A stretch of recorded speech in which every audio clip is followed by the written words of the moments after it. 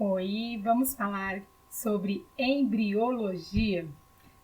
O que é embriologia, né?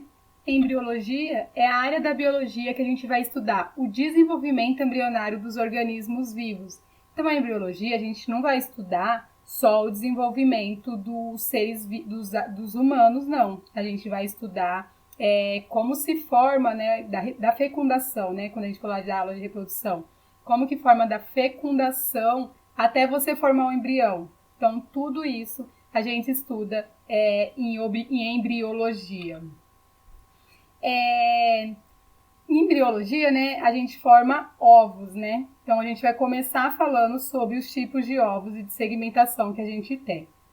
Embriogênese, né, é o desenvolvimento embrionário. Então, a embriologia vai estudar a embriogênese, que é o desenvolvimento de um embrião. A embriogênese, ela leva à formação dos tecidos e órgãos de um embrião. A gente vai falar no segundo ano sobre histologia e sobre fisiologia. Histologia é o estudo dos tecidos e fisiologia é o estudo das funções dos organismos, né? Então, a gente vai estudar todos os sistemas. Antes disso, a gente estuda todos os tecidos. E isso a gente estuda, né? Para a gente entender lá como a gente chegou naquilo, a gente precisa entender primeiro como que a gente formou o nosso embrião.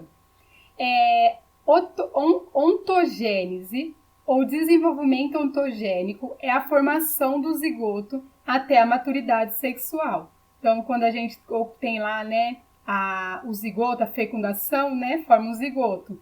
A gente pega um espermatozoide e junta com um óvulo. Quando a gente funde aquelas duas células, a gente vai ter uma célula só que a gente chama de zigoto. Então, esse zigoto até a maturidade sexual, a gente chama de ontogênese, ou também desenvolvimento ontogênico. Quando você tem lá o zigoto ele vai começar a se dividir por divisões que a gente chama de mitose, né, que é formando, não reduz a quantidade de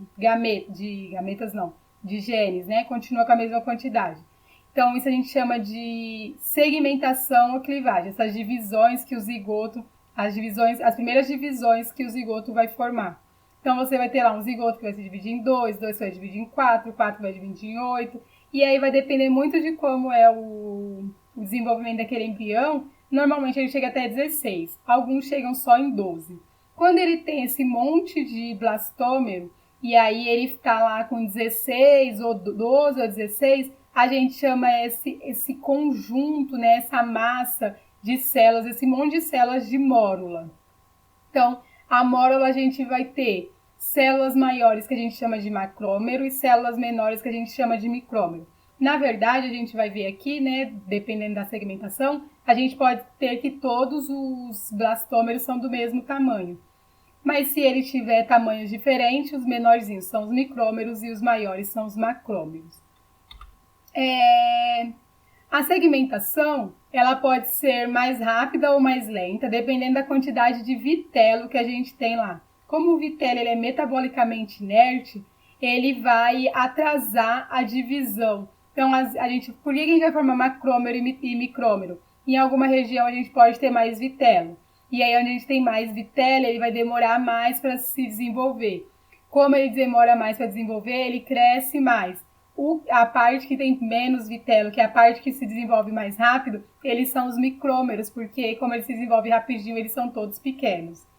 E aí esse vitelo, né, a gente está falando aqui que ele pode dificultar a segmentação, ou a ausência dele pode até mesmo acelerar essa segmentação. Então, a gente tem ovos que a gente chama de oligocélito, pode ser também conhecido como ovo isocélito, que tem pouco vitelo distribuído de forma uniforme no citoplasma. Então, a gente tem o citoplasma aqui, e aí tá vendo esses pontinhos cinza? Cada pontinho cinza desse é vitelo, mas a quantidade desse vitelo é muito pouco dentro do citoplasma. E aí isso faz com que a segmentação é total e igual. Ou seja, a gente vai originar, quando a gente formar a mórula lá, a gente vai ver que todos os blastômeros têm o mesmo tamanho. É um blastômero que a gente chama um ovo isocélito, né? Isso ocorre em ovos para a formação de ovos de invertebrados marinhos e também dos mamíferos. Nos mamíferos, a gente nem chama de ovo isocélito, a gente chama de ovo alécito, porque não tem presença de vitelo. O vitelo aqui vai ser completamente, nos mamíferos, praticamente inexistente. Então, a gente chama de alécito. Qual outro tipo de ovo que a gente tem? O heterocélito. A quantidade de vitelo ela vai ser intermediária. Então, vocês estão vendo aqui o citoplasma e está vendo o vitelo. Tem muito mais vitelo que o isocélito, mas a gente vai ver que tem menos vitelo que os outros que a gente vai ver mais para frente. Aqui a gente fala que a segmentação é total e desigual, ou seja, a região com menos vitelo vai se desenvolver mais rápido e vai formar os óvulos menores, que são os micrômeros, e a região com mais vitelo vai formar os macrômeros. Então, a gente tem aqui o que a gente chama perto do núcleo, o que a gente chama de polo animal, e aqui mais longe do núcleo, o que a gente chama de polo vegetativo. Aqui no polo vegetativo, a gente vai ter macrômeros. Aqui no polo animal, a gente vai ter micrômeros. É isso para formar ovos de anfíbios, alguns peixes também se desenvolvem assim, e alguns invertebrados. O outro tipo que a gente tem é o telocélito. Então, a gente pode ver aqui que o telocélito, a gente tem uma quantidade muito maior de vitelo do que a gente tinha no heterocélito e muito, muito, muito maior do que a gente tinha lá no isocélito. A gente chama ele também de ovo megalécito, né? Então, a gente vê aqui que no polo vegetativo a gente vai ter os macrômeros, aqui no polo animal a gente vai ter os micrômeros, mas o citoplasma aqui é quase inexistente, né? Por causa da quantidade de vitelo que a gente tem. Então, a gente tem aqui uma grande quantidade de vitelo, que a gente chama até de gema. E aí, porque é quase tudo, né? O ovo é quase tudo vitelo. E aí vai ter uma segmentação parcial e discoidal. Por que discoidal? Pois ela vai formar um disco de células, já que você tem tanto vitelo aqui que você vai formar esse discozinho. Então, a gente vai ter essa formação em ovos de répteis, aves, molúsculos, cefalópodes. Cefalópodes é molúsculo, lula, são cefalópodes. Mamíferos ovíparos. O que são mamíferos ovíparos? Mamíferos que se reproduzem através de ovo, né? Um exemplo, ornitorrinco. E da maioria dos peixes. Então, esse óvulo aqui a gente vai encontrar nesses grupos aqui. E aí, o outro ovo que a gente tem é o centrocélito, que o vitelo vai ocupar a região central da célula. Então, a gente tem o núcleo aqui, o vitelo, bastante vitelo também. E aí, a gente tem o citoplasma que não está mais lá, né? Que é aquele pouquinho de citoplasma. A gente tem uma quantidade maior de citoplasma, mas a gente tem bastante vitelo também. Toda essa parte amarela aqui é vitelo. É o que a gente chama de ovo centrolécito, porque o vitelo está lá bem no centro. Ele vai ter uma segmentação meroblástica e superficial e é o ovo da maioria dos artrópodes. Então, insetos, aracnídeos, quando você olhar um ovo desses animais, você vai ver exatamente um ovinho assim. Depois que a gente tem a formação da mórula, né? E aí a mórula a gente já viu que a gente pode ter diferentes tipos de segmentação, a gente vai para uma fase que a gente chama de blástula. Mas a blástula ela também pode ser blastocisto ou também pode ser blastócito. É tudo a mesma fase. Então, se vocês lerem blástula, alguns pesquisadores vão falar de blastocisto. Alguns estudiosos vão falar de blastócito. É tudo a mesma fase. Blástula, blastócito e blacisto. É a fase logo após a mórula. Então, depois que você segmentou lá, que você passou por diversas clivagens, né? Você tinha lá Você tinha o zigoto, esse zigoto foi passando por várias clivagens, né? Foi sofrendo várias segmentações, formou a mórula.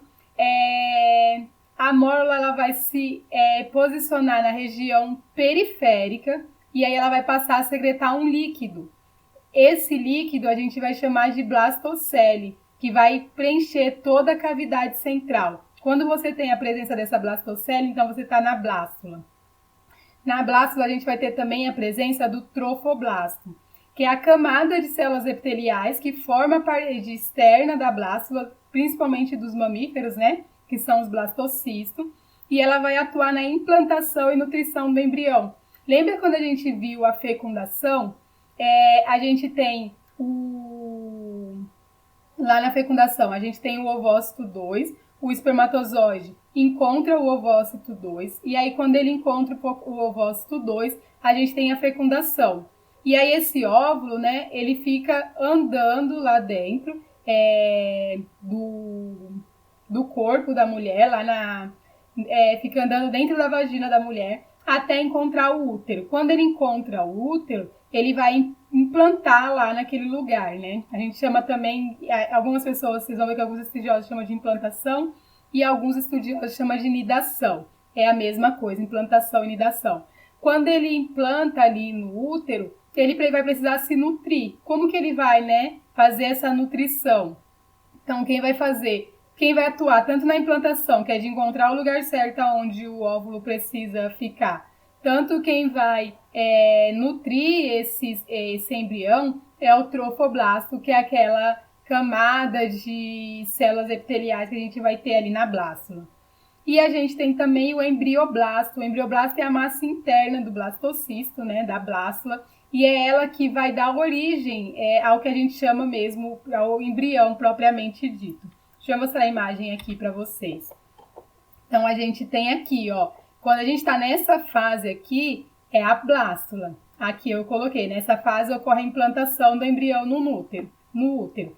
Então, aqui, ó, a blastocele, essa cavidade aqui, ela tá toda revestida por líquido, esse líquido é a blastocele.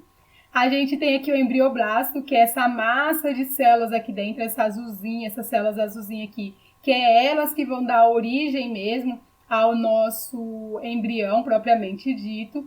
E aqui a gente tem por fora, né, ele tá recoberto de trofoblasto, que são células epiteliais que vão ajudar, além de ajudar na nidação, é ela também que vai nutrir essa blástula aqui. Depois disso, a gente entra numa outra fase, que é a fase da glástula. Então, olha só, a gente tem lá no polo animal, né, os micrômeros, no polo vegetativo, o macrômero. Como aqui tem a blastocele, como os macrômeros são maiores que os micrômeros, pensa em um crochê, quando você começa a fazer crochê, que você começa, os pontos começam a ficar tipo uma parte maior, outra parte menor, essa parte maior ela vai entrando. É a mesma coisa que acontece com a célula. A gente tem aqui os micrômeros, tem aqui os macrômeros, aonde é maior vai invaginando. Então, vai entrando. Vai entrar até o ponto em que os micrômeros encontrarem os macrômeros. Então, eles vão se juntar. Quando eles se juntarem, a gente vai ter uma abertura aqui embaixo, que a gente chama de blastópolo. Então, a gente tem aqui, ó. Aqui a gente vai formar os nossos primeiros tecidos. A parte que era micrômero, desculpa. Deixa eu voltar lá. A parte que era micrômero vai dar origem à nossa ectoderme. A parte que era macrômero vai dar origem à nossa endoderma. Então, os nossos primeiros tecidos estão sendo formados aqui no nosso embrião. Se nós formos animais diblásticos, né, que alguns seres a gente vai ver lá quando a gente estudar todos os organismos, a gente vai ver que a gente tem alguns seres que são diblásticos, eles param aqui, eles formam só a endoderma e a ectoderma, eles só têm 2 tecidos, e aí por isso que eles não conseguem formar todos os órgãos, né, todos os sistemas no corpo, porque eles têm 2 tecidos só. O blastóporo, ele vai ser a abertura que em alguns animais vai dar origem à boca, em outros animais vai dar origem ao ânus. O blastóporo dá origem ao ânus é sinal de evolução biológica. Então, a gente tem que os cordados, por exemplo, o blastóporo dá origem ao ânus. Então, é um índice, né, dentro da biologia para você estudar quem veio evolução. Quando a gente fala de evolução, a gente não está falando de ser um melhor do que o outro, é de quem veio depois, quem tem mais. E aí, quem veio depois tem mais capacidade de sobreviver àquele ambiente porque se desenvolveu de um ser que tinha menos capacidade, e aí ele entendeu que tendo menos capacidade, ele precisava transmitir essa informação para os próximos para eles serem melhor. Então, a gente tem aqui que quando você origina o blastóporo do ânus é porque você é mais evoluído. Depois disso, a gente vai ter a neurula. Então, aqui, ó, na glácula, a gente tem, quase tudo isso que a gente tem vai dar origem para o nosso sistema digestório. Quando a gente chega na neurula, a gente começa a encontrar mecanismos para a gente poder formar sistema nervoso. E aí isso vai fazer com que o animal seja muito mais desenvolvido, né? Então, a gente tem aqui, ó, a ectoderma, né, que é a parte mais externa, a endoderma, que vai ser mais interna, e aí vai começar a formar uma placa aqui, e essa placa, que a gente chama de placa neural, vai dar origem depois aos neurônios, né, o nosso sistema nervoso. E aí, como a gente tem tamanhos diferentes, ele vai sofrendo invaginações, vai sofrer de diversas invaginações. A gente tem aqui, ó, mostrando que está ocorrendo invaginações aqui e aqui. E aí isso vai se invaginando e vai dobrando. Essas invaginações e esses dobramentos vão dar origem aos outros tecidos, às outras coisas que a gente precisa para desenvolver um ser. Então, a gente tem aqui, ó, a mesoderma sendo formada. Então, aqui a gente já tem endoderma, ectoderma, a gente já tem o endoderma, o mesoderma e o ectoderma. Então, esse ser aqui é triblástico, ele tem 3 folhetos germinativos. Ele tem celoma, então esse ser também ele é celomado, porque ele já tem aqui um celoma verdadeiro. Aqui, ó, que vai dar origem para a nossa notocorda, para a gente poder formar sistema nervoso. Tubo neural, para a gente poder formar tecido nervoso também. Esse aqui, essa parte aqui de dentro, vai ser o nosso intestino, importantíssimo para os seres sobreviverem, que é através do intestino que a gente repõe nossa energia, né? Que a gente retira as energias dos alimentos e transforma isso em energia para a gente. Então, sistema digestivo é importantíssimo para os seres poderem se manter no ambiente. A gente tem também a fase que a gente chama de organogênese. A organogênese vai ser o último estágio, né, do desenvolvimento do embrião. E ela vai ser caracterizada pelo desenvolvimento e aprimoramento de todos os órgãos e estrutura do organismo adulto. Então, é aqui na organogênese que você vai ter essa fase, né? Esse serzinho aqui, ele vai passar por mais divisões e aí ele vai se diferenciar. Ele vai falar bem assim, ó, quando você for um adulto, você vai poder ter esse sistema. Isso se dá por espécie, tá? Não é por ser. Então, por exemplo, dentro da espécie humana, a gente tem capacidade de formar todos os sistemas que a gente conhece. Dentro dos poríferos, por exemplo, que são os nossos primeiros animais que a gente conhece, eles não formam sistema algum. Ou seja, eles têm total ausência de tecido. Eles não têm mesoderma, eles não têm ectoderma, não têm endoderma, não tem nada disso. Então, eles não são capazes de formar nenhum tecido, nenhum órgão, porque eles não têm tecido. Então, é aqui na organogênese que cada espécie vai determinar o que ela pode ser, o que pode formar ou o que não pode formar. Ah, professora, mas a gente tem pessoas dentro da espécie humana que tem falha em alguns sistemas. Sim, isso ocorreu. Normalmente essas fases ocorreu ali no desenvolvimento embrionário mesmo. E aí tem chance de dar errado durante todo o tempo. Então, durante todo o desenvolvimento embrionário, tem chance das coisas darem errado. E aí você olha e fala bem assim, quando você olha e fala bem assim, cara, nada disso deu errado, eu sou um milagre, porque era para ter dado errado, tipo, o tempo inteiro. Durante o processo da organogênese, vai ocorrer divisões e especializações celulares. E aí os folhetos embrionários, que a gente chama de endoderma, mesoderma e endoderma, eles vão originar todos os órgãos das estruturas do corpo do embrião, além dos anexos embrionários. Então, alguns seres, para ele se desenvolver, né, ali enquanto embrião, ele precisa de anexos embrionários. Vamos falar um pouquinho sobre esses anexos embrionários. Mas antes de falar um pouco sobre os anexos embrionários, vamos falar sobre o que forma, né? Então, a gente tem aqui, ó, a endoderma, a ectoderma, e aqui de verdinho ele está representando a mesoderma. O que a ectoderma lá no seu, aquelas bolinhas lá que formou a nossa ectoderma, que a ectoderma originou lá dos macrômeros, né? O que isso vai formar no nosso corpo enquanto adulto? Epiderme, os anexos epidérmicos, então pelo, poro, tudo isso vai vindo da nossa ectoderma. O nosso sistema nervoso, então para a gente ter um sistema nervoso, a gente tem que ter tido lá os macrômeros e tem que ter tido a formação da ectoderma. Se a gente não formou isso enquanto embrião, a gente não vai ter sistema nervoso. Algumas pessoas nascem sem sistema nervoso, inclusive vivem super pouco, né? Pessoas que nascem e vivem até 15 dias no máximo. E aí a gente tem algumas histórias de superação, em que o médico falou que a pessoa ia viver 15 dias e a pessoa viveu 3, 4 anos. Então, isso é tudo originado da ectoderma. Se der erro durante isso, a gente não vai formar, né? Nossas cavidades também. Então, tudo isso se origina da ectoderma. A mesoderma, que é os pontinhos verdes que a gente tem ali. Nossa derme, nossos ossos e nossos músculos. Então, se a gente lá, enquanto era um embrião, na hora de desenvolver a mesoderma, a gente não desenvolveu a mesoderma, então a gente não vai ter osso, a gente não vai ter músculo, a gente não vai ter sistema circulatório, sistema reprodutor. Se der erro no momento dessa reprodução, vai dar erro no ser que a gente vai formar. A mesma coisa na nossa endoderma. Sistema respiratório, os órgãos do sistema digestório estão formados pela endoderma. Se der algum problema ali na hora dessa divisão, na hora de você formar essa endoderma, né, de dobrar essa endoderma para dentro, se der problema nessa invaginação, você vai nascer já com problemas nos órgãos do sistema digestório, vai nascer com problemas respiratórios. Então é isso que eu falo assim, tipo, da gente nascer e ser perfeito faz com que a gente seja, todo mundo, né, que nasce é perfeito, é um milagre.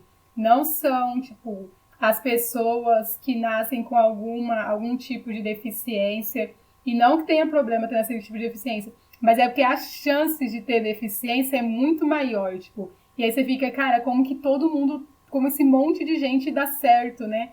Porque era para dar muito mais errado se você entende todo esse processo, você olha e fala assim, milagre mesmo, os milagres acontecem. Então, aqui eu também coloquei só os mais importantes, que é o que a gente precisa mais lembrar, mas a gente tem outros sistemas, né, outros órgãos no corpo, e aí esses outros sistemas, esses outros órgãos, eles também se originaram ou da ectoderma, ou da mesoderma, ou da endoderma.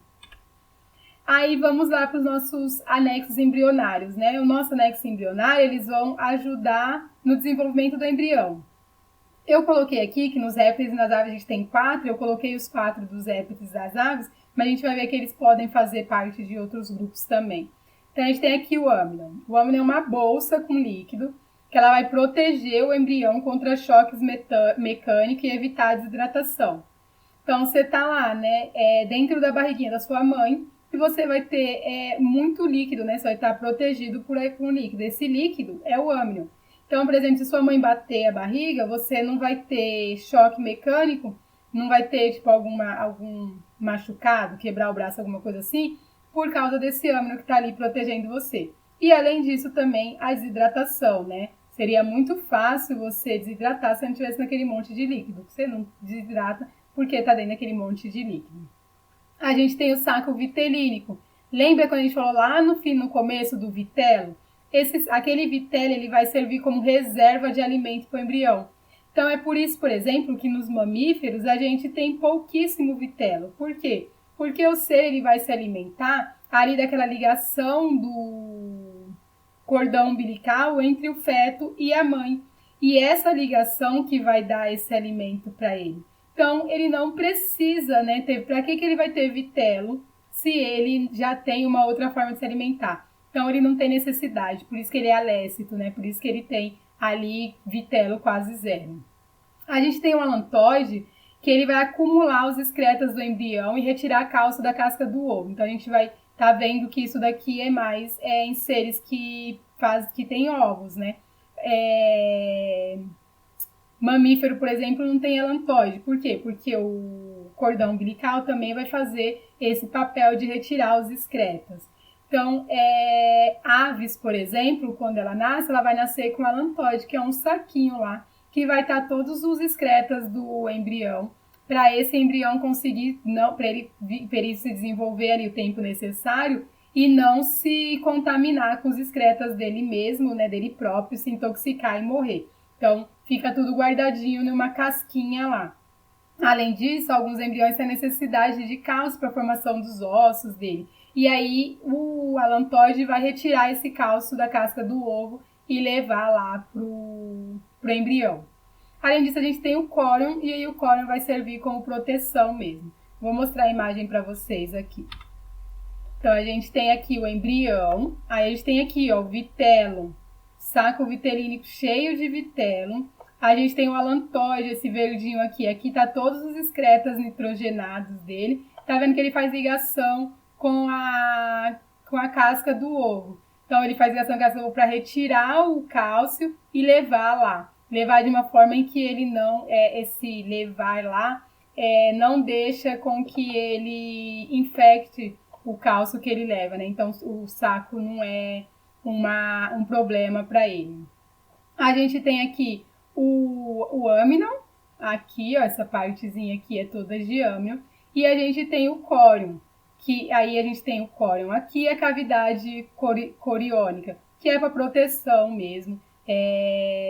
O âmnion vai estar cheio de líquido e bem mais próximo do embrião, mas a gente tem, além disso, aqui o córyon, que vai proteger, e essa cavidade coriônica aqui, né? Tudo isso aqui é cavidade, que é também para proteção desse embrião. Então é isso, assim, a gente tem enormes chances de fazer tudo dar errado, e aí a gente faz com que tudo dê certo, assim. Então, cada ser vivo que está no mundo, ele é um milagre, ele acontece e ele vive por um milagre, né? As chances, quando a gente olha aqui em embriologia, a gente vê que as chances das coisas darem tudo errado são enormes, mas as coisas dão todas certas. Agradecer vocês, muito obrigada pela atenção, pela paciência, e é isso, logo mais. Beijos!